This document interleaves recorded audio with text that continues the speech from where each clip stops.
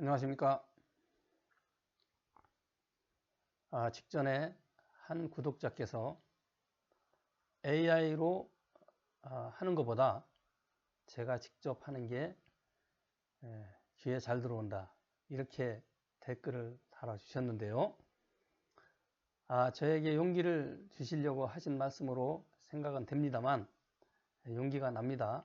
그래서 오늘 또 한번 직접 동영상을 제작해서 게시해 드리도록 하겠습니다. 자, 지난번에는 항암제가 뇌산소 결핍에 어떠한 영향을 주는가 하는 부분을 소개해 드렸고요. 자, 이번에는 수술받는 것이 뇌산소 결핍에 어떠한 영향을 주는가에 대해서 알아보도록 하겠습니다. 암 확진을 받고 나면 대부분 수술을 받습니다. 그런데 왜 수술을 받느냐고 물어보면 암이니까요. 암인데 수술을 안 받습니까? 이렇게 답을 하겠죠. 수년 전에 제가 어느 방송을 보니까 한 여성분이 갑상선 암에 암 확진을 받았는데요. 의사가 당장 수술을 하자고 하더랍니다. 그래서 이분이 좀 의문을 가지고, 아니 0.5cm도 안 되는데 이 작은 것을 가지고 수술 꼭 받아야 됩니까? 라고 물어봤더니 당연하죠.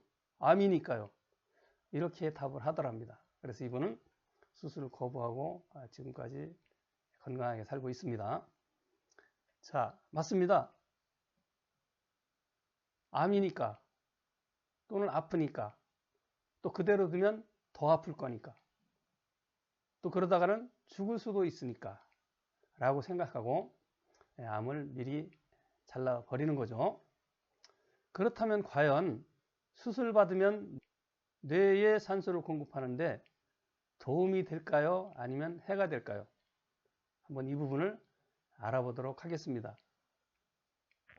장기마다 특성이 다르기 때문에 일괄적으로 설명하기는 어렵지만 보편적인 암으로 생각하고 설명을 드려보겠습니다. 암세포는 대부분 1 내지 2g 내외의 크기를 가지고 있습니다. 그것이 통증을 유발하거나 증식하거나 혹은 다른 장기에 전이하면 위험해지니까 잘라내자, 이런 것이죠. 수술은 통상적으로 암의 크기보다 수십 배 이상 더 많이 잘라냅니다. 그리고 주변의 림프샘까지도 잘라내고요. 경우에 따라서는 장기 전체를 제거하는 경우도 상당히 많습니다. 장기의 무게가 20g인데 1g의 암세포가 있다면 단순하게 계산해 볼 때 약 5%의 장기 기능이 떨어져 있다고 생각할 수 있을 것입니다. 그런데 50%를 제거하면 50%의 장기 기능이 상실되는 것입니다. 전체를 제거하면 100% 상실합니다. 자, 문제는 대다수 장기가 수술 후에 원상으로 복원되지 못한다는 것입니다. 그래서 수술 받으면 일단은 장기 기능이 크게 훼손됩니다. 과연 단 몇 g의 암이 있다는 이유로 장기를 절반 혹은 전체를 제거하는 것이 뇌산소 공급에 도움이 될 것인가, 다시 말해서 수명 연장에 도움이 될 것인가 하는 것입니다. 예를 들어서 폐는 뇌산소 공급에 직접적으로 영향을 줍니다. 그래서 폐를 절반으로 제거하면 뇌에는 산소가 크게 부족해지겠죠. 그 이외의 장기 역시 일정 부분 뇌산소 공급에 나쁜 영향을 줍니다. 자, 그렇다면 여기서 우리가 수술을 받으면 어떤 현상이 나타나는지 한번 살펴보겠습니다.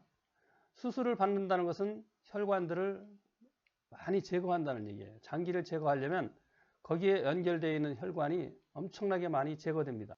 그러면 혈류에 장애가 발생하겠죠. 혈류에 장애가 발생하면 산소 부족 현상이 나타납니다. 그것은 수술 후에 우리가 통증이 몹시 심하다는 사실을 생각해 보면 알 수 있는 것이죠. 산소 부족으로 인해 위험하니까 세포들이 신호를 보내는 게 통증입니다. 자, 그러면 암세포 주변 조직은 산소 부족으로 인해서 다시 암 발병 위험에 노출됩니다.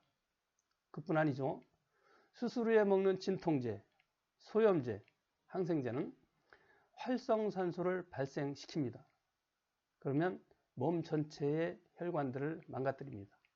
이 역시 뇌산소 부족을 만드는 요인으로 작용합니다. 만약에 우리가 수술만 받고 진통 소염제만 복용한다고 생각해 보자고요. 그러면 이론상 암은 100% 재발합니다. 이유는 두 가지인데요. 첫 번째, 본인이 과거에 암이 발병했던 원인이 있을 거 아니에요. 그 제거하지 않았다는 얘기죠. 지금 병원에서 제거하지 않습니다. 원인은. 그러면 과거에 발병했던 것처럼 암은 다시 발병합니다. 이것이 암의 재발이죠. 거기에다가 수술 및 항생제, 진통제, 소염제 등으로 인해서 산소 부족이 더욱 가중됩니다. 그러면 처음에 암이 발병했던 것 이상으로 암이 발병할 가능성이 높아집니다. 의사들은 수술받고 나면 암이 재발한다는 사실을 잘 알고 있습니다. 그래서 암을 아무리 잘라내고 또 잘라내도 끊임없이 재발했다.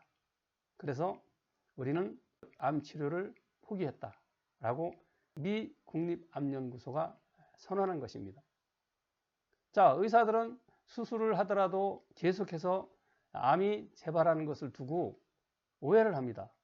일부 제거하지 못한 작은 암이 남아있다가 그것이 증식하는 것으로 오해하는 거예요. 제가 분석한 것과는 전혀 다르죠. 자, 이렇게 현상을 바르게 진단하지 못하면 반드시 잘못된 처방이 나오게 되어 있습니다. 그래서 의사들은 수술 후에 남아있을 것으로 추측되는 작은 암세포를 제거하기 위해서 곧바로 항암제를 사용합니다. 하지만 항암제를 사용했다간 직전 동영상에서 제가 설명드린 것처럼 돌이킬 수 없는 상태가 되고 맙니다. 독자 중에는 수술만 받고 항암제만큼은 절대 받지 않겠다고 다짐했음에도 불구하고 수술 후에 항암제를 안 받으면 재발한다는 의사의 말을 듣고 공포감에 두려움에 항암제를 받았다가 사망한 사례가 상당히 많습니다. 자, 그분들 사례는 정말 안타깝습니다. 증상도 없이 멀쩡했었는데 가족들로부터 항암제를 받아야 한다는 성화에 못 이겨서 항암제 받고 수개월 만에 사망한 것입니다. 그렇다고 수술을 절대 받지 말라는 얘기는 아닙니다. 일단 제가 지금 설명드린 내용을 바르게 알고 자신의 암을 잘 관찰한 후에 수술을 받을 것인지 말 것인지를 판단해야 한다는 것입니다.